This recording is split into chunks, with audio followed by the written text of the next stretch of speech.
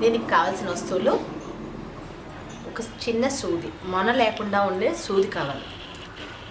తర్వాత ఒక కత్తెర, పాలిథిన్ కవర్స్, దీంట్లో బ్లాక్, వైట్, ఎల్లో అన్ని రకాలు దొరుకుతాయి. మీ ఇష్టాన్ని బట్టి మీరు ఏది కట్ చేసుకున్నా సరే. ఇప్పుడు పీసెస్ తయారు చేయడం చూపిస్తాను.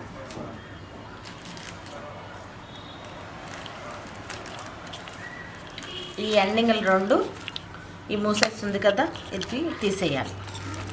ఇది కూడా తీసేయాలి. తర్వాత దీన్ని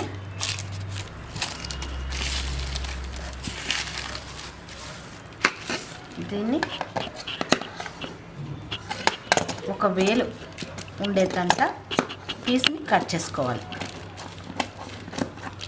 అన్నీ సమానంగా చేసుకోవాలి.